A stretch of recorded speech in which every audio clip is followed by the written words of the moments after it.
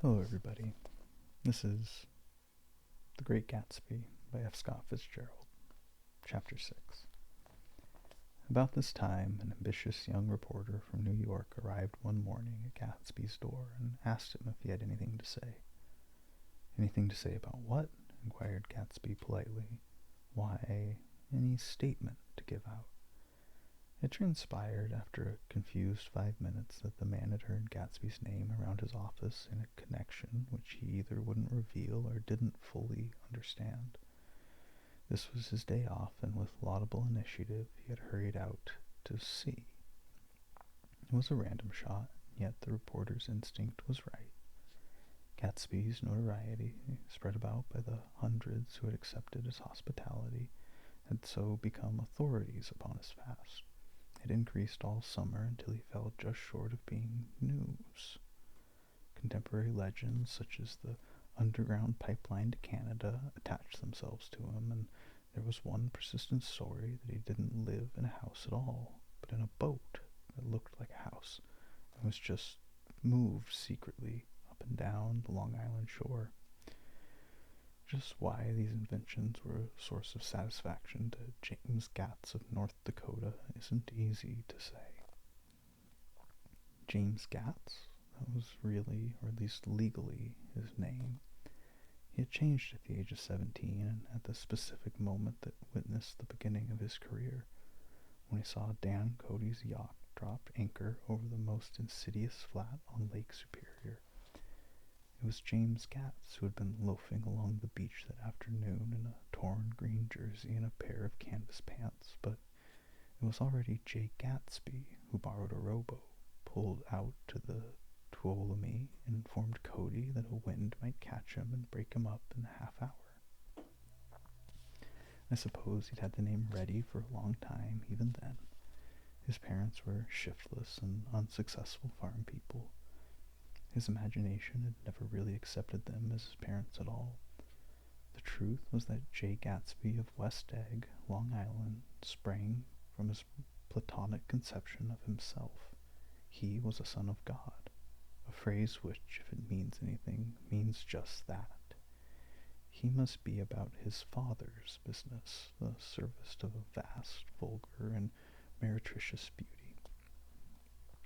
So he invented just the sort of Jay Gatsby that a 17-year-old boy would be likely to invent, and to his conception he was faithful to the end. For over a year he had been beating his way along the south shore of Lake Superior as a clam digger and a salmon fisher, or in any other capacity that brought him food and bed. His brown, hardening body lived naturally through the half-fierce, half-lazy work of the bracing days.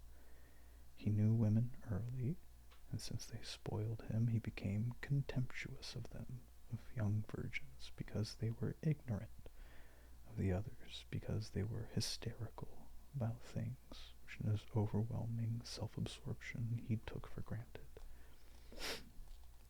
But his heart was in a constant, turbulent riot.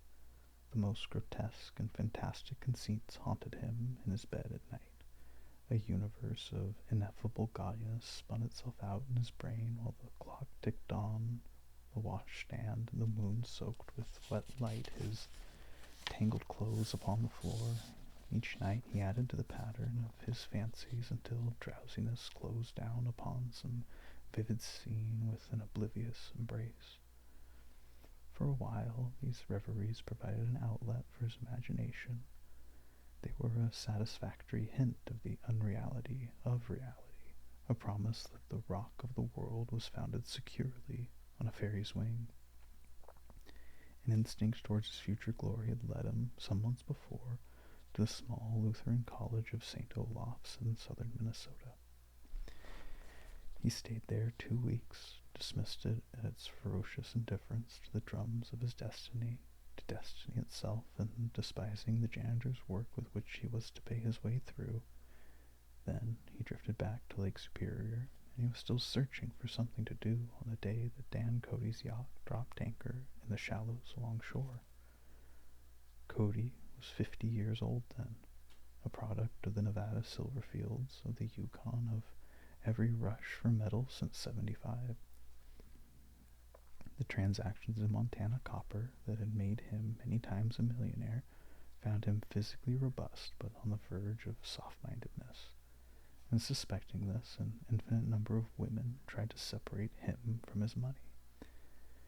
The none too savory ramifications by which Ella Kay, the newspaper woman, played Madame de Maintenon to his weakness and sent him to sea in a yacht, were common knowledge to the turgid sub or suppressed journalism of 1902. He had been coasting along all too hospitable shores for 5 years, when he turned up as James Gats's destiny in Little Girl Bay. To young Gats, resting on his oars and looking up at the railed deck, that yacht represented all the beauty and glamour in the world. I suppose he smiled at Cody.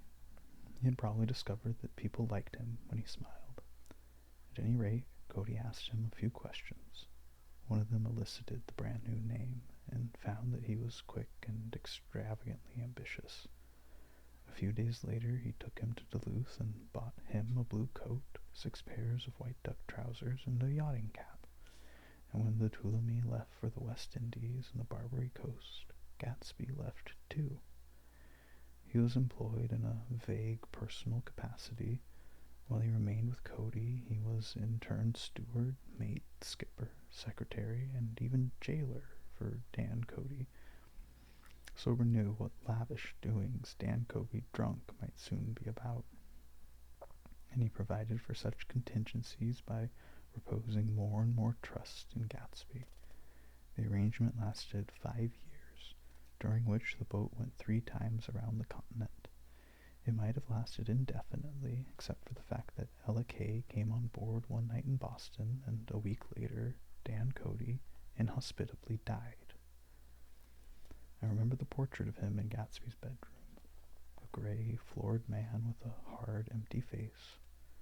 The pioneer debauchee who, during one phase of American life, brought back to the eastern seaboard the savage violence of the frontier brothel and saloon. It was indirectly due to Cody that Gatsby drank so little. Sometimes in the course of gay parties, women used to rub champagne into his hair. For himself, he formed the habit of letting liquor alone. And it was from Cody that he inherited money, a legacy of $25,000. He didn't get it. He never understood the legal device that was used against him, but what remained of the millions went intact to Ella Kay. He was left with his singularly appropriate education. The vague contour of J. Gatsby had filled out to the substantiality of a man. He told me all this very much later, but I've put it down here with the idea of exploding those first wild rumors with this antecedents, which weren't even faintly true. Moreover, he told it to me at a time of confusion, when I had reached the point of believing everything and nothing about him. So I take advantage of this short halt while Gatsby, so to speak, caught his breath to clear his set of misconceptions away. It was a halt, too, in my association with his affairs. For several weeks I didn't see him or hear his voice on the phone. Mostly I was in New York, trotting around with Jordan and trying to ingratiate myself with her senile aunt. But finally I went over to his house one Sunday afternoon. I hadn't been there 2 minutes when somebody brought Tom Buchanan in for a drink. I was startled, naturally, but the really surprising thing was that it hadn't happened before. They were a party of 3 on horseback, Tom and a man named Sloane and a pretty woman in a brown riding habit who had been there previously. "Delighted to see you," said Gatsby, standing on his porch. "I'm delighted that you dropped in," as though they cared. "Sit right down, have a cigarette or a cigar." He walked around the room quickly, ringing bells. "I'll have something to drink for you in a minute." He was profoundly affected by the fact that Tom was there, but he would be uneasy anyhow until he had given them something, realizing in a vague way that that was all they came for. Mr. Sloane wanted nothing. A lemonade? No thanks. A little champagne? Nothing at all, thanks. I'm sorry. Did you have a nice ride? Very good roads around here. I suppose the automobiles. Yeah. Moved by an irresistible impulse, Gatsby turned to Tom, who had accepted the introduction as a stranger. I believe we met somewhere before, Mr. Buchanan. Oh, yes, said Tom, gruffly polite, but obviously not remembering. So we did. I remember very well. About 2 weeks ago? That's right. We were with Nick here. I know your wife, continued Gatsby, almost aggressively. That's so. Tom turned to me. You live here, Nick? Next door. That's so. Mr. Sloane didn't enter into the conversation, but lounged back haughtily in his chair. The woman said nothing either, until, unexpectedly, after 2 highballs, she became cordial. We'll all come over to your next party, Mr. Gatsby, she suggested. What do you say? Certainly, I'd be delighted to have you. Be very nice, said Mr. Sloane without gratitude. Well, thank God to be starting home. Please don't hurry, Gatsby urged them. He controlled himself now and wanted to see more of Tom. Why don't you stay for supper? I wouldn't be surprised if some other people dropped in from New York. You come to supper with me, said the lazy enthusiastically. Both of you. This included me. Mr. Sloane got to his feet. Come along, he said, but to her only. I mean it, she insisted. I'd love to have you. Lots of room. Gatsby looked at me questioningly. He wanted to go. He didn't see that Mr. Sloane had determined he shouldn't. I'm afraid I won't be able to, I said. Well, you come, she urged, concentrating on Gatsby. Mr. Sloane murmured something close to her ear. We won't be late if we start now, she insisted aloud. I haven't got a horse, said Gatsby. I used to ride in the army, but I've never bought a horse. I'll have to follow you in my car. Excuse me for just a minute. The rest of us walked out on the porch where Sloane and the lady began an impassioned conversation aside. My God, I believe the man's coming, said Tom. Doesn't he know she doesn't want him? She says she does want him. She's a big dinner party, and we won't know a soul there, he frowned. I wonder where in the devil he has met Daisy. By God, I may be old-fashioned in my ideas, but women shouldn't run around too much these days to suit me. They meet all kinds of crazy fish. Suddenly, Mr. Sloane and the lady walked down the steps and mounted their horses. Come on, said Mr. Sloane to Tom. We're late. We've got to go. And then to me, tell him we couldn't wait, will you? Tom and I shook hands, and the rest of us exchanged a cool nod, and they trotted quickly down the drive, disappearing under the August foliage just as Gatsby, with hat and light overcoat in hand, came out the front door. Tom was evidently perturbed by Daisy's running around alone, for on the following Saturday night he came to her with Gatsby's party. Perhaps his presence gave the evening its peculiar quality of oppressiveness, and it stands out in my memory from Gatsby's other parties that summer. There were the same people, or at least the same sort of people. They gave the same profusion of champagne, the same many-colored, many-keyed commotion, but I felt an unpleasantness in the air, a pervading harshness that hadn't been there before. Or perhaps I had merely grown used to it, grown to accept West Egg as a world complete in itself, with its own standards and its own great figures, second to nothing because it had no consciousness of being so, and now I was looking again through Daisy's eyes. It is invariably saddening to look through new eyes at things upon which you have expended your powers of adjustment. They arrived at twilight, and as we strolled out among the sparkling hundreds, Daisy's voice was playing murmurous tricks in her throat. So these things excite me so, she whispered. If you want to kiss me any time during the evening, Nick, just let me know and I'll be glad to arrange it for you. Just mention my name or present a green card. I'm giving out green. Look around, suggested Gatsby. I'm looking around. I'm having a marvelous, you see the faces of many people you've heard about. Tom's arrogant eyes roamed the crowd. We don't go around very much, he said. In fact, I was just thinking I don't know a soul here. Perhaps you know that lady. Gatsby indicated a gorgeous, scarcely human orchid of a woman who sat in a state under a white plum tree. Tom and Daisy stared with that particularly unreal feeling that accompanies the recognition of a hitherto ghostly celebrity of the movies. She's lovely, said Daisy. The man bending over her is her director. He took them ceremoniously from group to group. Mrs. Buchanan and Mr. Buchanan. After an instant's hesitation, he added, the polo player. Oh no, objected Tom quickly, not me. But evidently the sound of it pleased Gatsby, for Tom remained the polo player for the rest of the evening. I've never met so many celebrities, Daisy exclaimed. I liked that man. What was his name, with the sort of blue nose? Gatsby identified him, adding that he was a small producer. Well, I liked him anyhow. I'd a little rather not be the polo player, said Tom pleasantly. I'd rather look at all these famous people in oblivion. Daisy and Gatsby danced.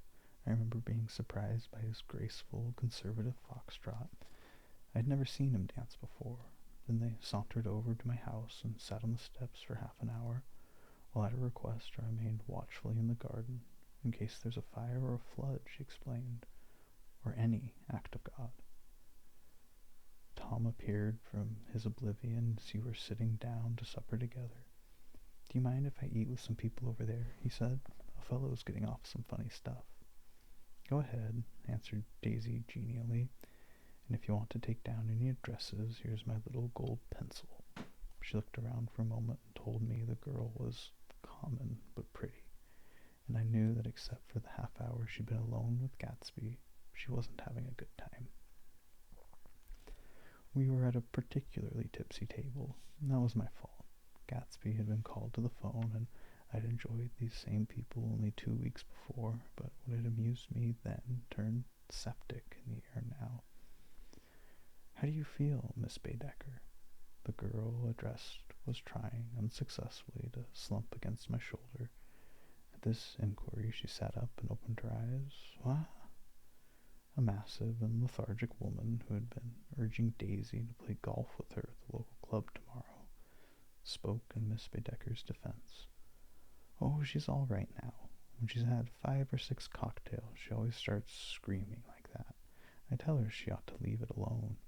I do leave it alone, affirmed the accused hollowly. We heard you yelling, so I said to Doc Civet here, there's somebody that needs help, Doc. She's much obliged, I'm sure, said another friend without gratitude. But you got her dress all wet when you stuck her head in the pool. Anything I hate is to get my head stuck in a pool, mumbled Miss Baedeker. They almost drowned me once over in New Jersey. Then you ought to leave it alone, countered Dr. Civet. Speak for yourself, cried Miss Baedeker violently. Your hand shakes. I wouldn't let you operate on me. It was like that. Almost the last thing I remember was standing with Daisy and watching the movie picture director and his star. They were still under the white plum tree, and their faces were touching except for a pale, thin ray of moonlight between.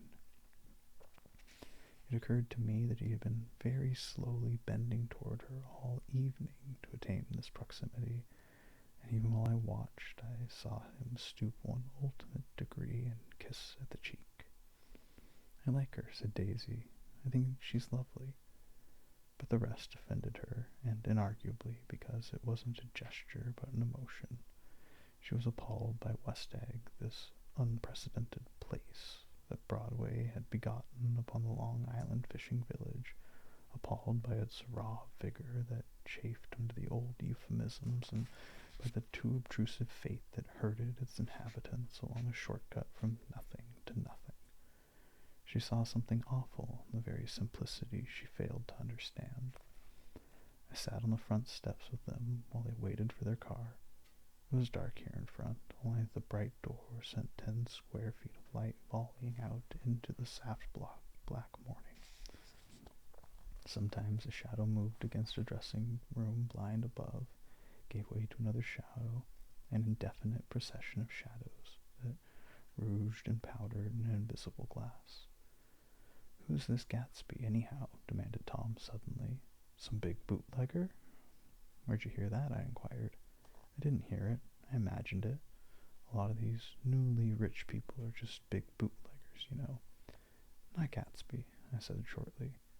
He was silent a moment. The pebbles of the drive crunched under his feet. "Well, he certainly must have strained himself to get this menagerie together." A breeze stirred the gray haze of Daisy's fur collar. "At least they're more interesting than the people we know," she said with an effort. "You didn't look so interested." "Well, I was." Tom laughed and turned to me. "Did you notice Daisy's face when that girl asked her to put her under a cold shower?" Daisy began to sing with the music in a husky, rhythmic whisper, bringing out a meaning in each word that it had never had before and would never have again. When the melody rose, her voice broke up sweetly, following it in the way contralto voices have, and each change tipped out a little of her warm human magic upon the air. "Lots of people come who haven't been invited," she said suddenly. "That girl hadn't been invited. They simply forced their way in, and he's too polite to object." "I'd like to know who he is and what he does," insisted Tom. "And I think I'll make a point of finding out." "I can tell you right now," she answered. "He owns some drugstores, a lot of drugstores, built them up himself." The dilatory limousine came rolling up the drive. "Good night, Nick," said Daisy. Her glance left me and sought the lighted top of the steps where 3 o'clock in the morning, a neat, sad little waltz of that year, was drifting out the open door. After all, in the very casualness of Gatsby's party, there were romantic possibilities totally absent from her world. What was it up there in the song that seemed to be calling her back inside? What would happen now in the dim, incalculable hours?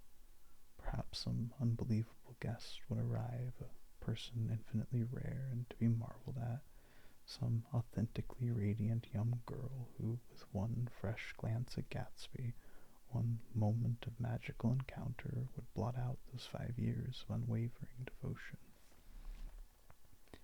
I stayed late that night. Gatsby asked to wait until he was free, and I lingered in the garden until the inevitable swimming party had run up, chilled and exalted from the black beach, until the lights were extinguished in the guest rooms overhead. When he came down the steps at last, the tan skin was drawn unusually tight on his face, and his eyes were bright and tired. "She didn't like it," he said immediately. "Of course she did.